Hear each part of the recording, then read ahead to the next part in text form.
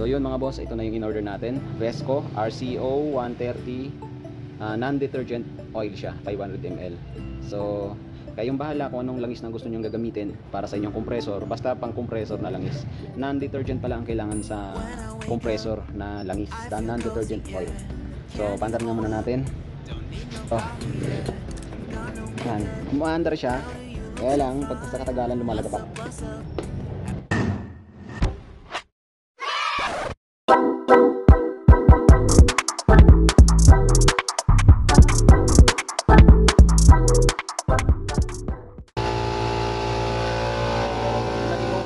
Pansin nyo ba mga boss, kapag ibang langis ang nakalagay, ito pwede namang ilagay yung mga SAI 30 na langis.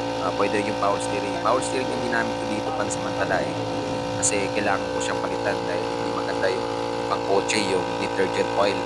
So ang recommended kasi sa mga compressor guys is detergent oil, non-detergent oil para, sorry. So, kaya umorder na ako ng oil na non-detergent oil para sa compressor lang.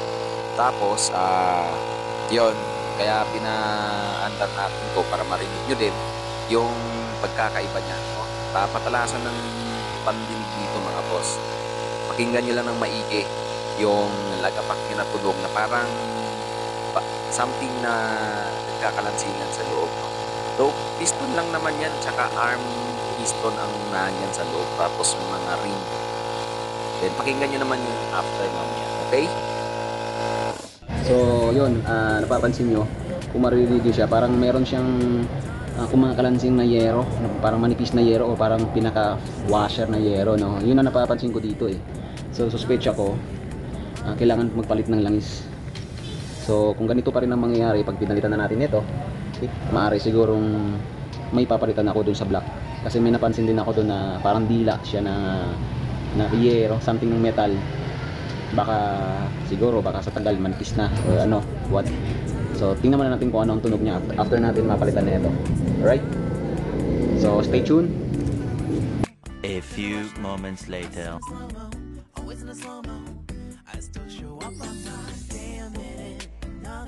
So yun, wala nang tulo. Ayan, balik na natin tong drain plug.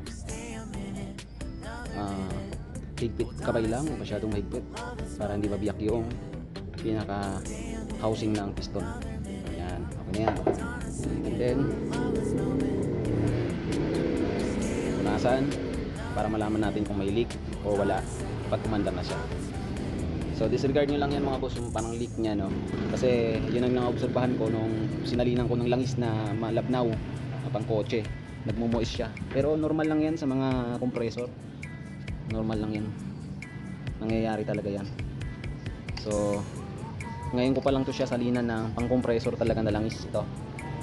Okay, salinan natin. A few moments later.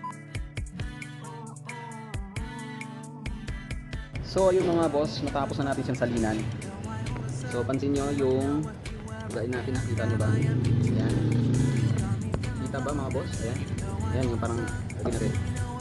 Okay, so nasa dot na siya itong guhit na to. Ayan, ayan na, nasa dot na siya. So hindi pala siya 500 ml lang mauubos dito.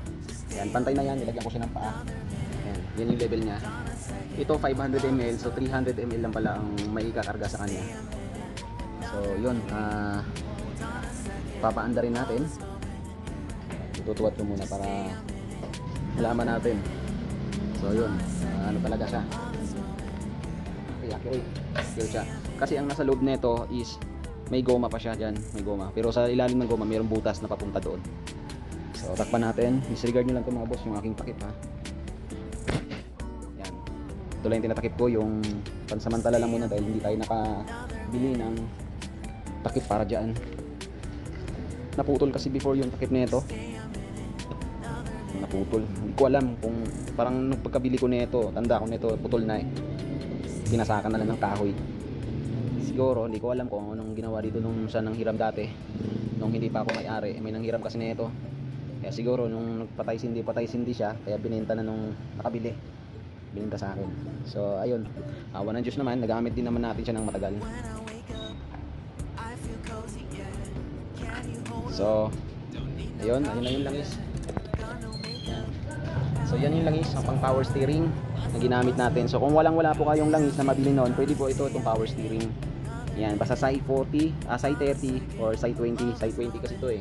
Sai 20. Kulay pula. Ayan. Kulay pula siya. So kung walang langis na mabili na ganoon, hindi pa kayo nakapag-order niya at kailangan niyo nang gamitin. So yun, pwede niyo gamitin yung power steering Sai 4, Sai 20 hanggang Sai 30. So ito kasi siyang recommended lang talaga sa for compressor only, air compressor only. Okay, so paanda rin natin. Siksak natin ulit. Ayan, naibalik na. After natin masalinan ng langis, pinaandar na natin at ito na siya. Though meron kayong maririnig na kumakalansing na parang yero, no, sa umpisa. Pero yan ay unti-unting nawawala at napapansin ko dito, nagkakaroon siya ng less vibration, tapos hindi na siya parang lumuluwag yung sa loob, no? Parang na merong nagkakalansingan. Kasi pagka masyadong malapno yung langis or yung detergent oil, parang nagkakalansingan yung mga piston ring, ganyan, yung pinaka-clapper dun sa ibabaw ng piston. Tapos yung arm parang kumakalas siya dun sa pinaka-ehe nung mula sa motor. Pero sa part na to, itong langis na to, nalilesen niya yung mga ingay, yung vibration, at the same time, maganda yung tunog niya. Hindi nakakatakot, baka mamaya mawawasak yung, parang nawawasak yung yung housing ng piston no? So, those of you guys na nais magpalit na langis na katulad nito, hindi ko siya nire-recommend. Hindi naman ako magkakaroon ng porsyento dito. Pero legit kasi na malaking bagay din na nalaman ko at siyempre, ibabahagi ko rin sa inyo sa mga air compressor owner dyan yan. Kailangan nito mga boss, kaya manood kayo. Okay? Pa-share na lang po ng video after. Maraming salamat. Babus! So, ayun, okay na. Maganda na yung tunog niya, consistent na. Iba talaga yung langis na ganito. So, saglit pa lang natin siya pinaandar, no? Mas titining pa yun siya kapag tumagal na yung andar. So, may napansin lang ako dito mga boss. Ayan. Kaya pala tumatagas yung nagkakaroon ng moist or basa doon sa baba kasi tumutulo na pala itong top ko. Ayun o. Tumutulo na siya. Nagkakaroon siya ng leak. Matagal na rin kasi talaga to. Matagal na ito. Kailangan ko siya ng bilhan. Bibilhan ko na lang ito ng bago para kasi kailangan natin ito na makita yung pinaka gauge indicator niya. So ang ginagawa kasi dito ng iba, pinapasakan lang ng barya o yung 10 centavos kasi rin dito or 25 yan, pinupukpok, pinapasok dyan. Pero bili na lang ako ng bago. Dito pala siya lumalabas yung langis pag umaandar. So yun lang, maraming salamat sa mga nagtitiwala. Maraming salamat at magandang hapon po sa inyo lahat. Please po subscribe and mapangalagaan niyo po yung compressor, okay? So yun lang po yung tips guys na maibigay ko o ma-share ko sa inyo ngayong hapon. Magandang araw. Maraming salamat.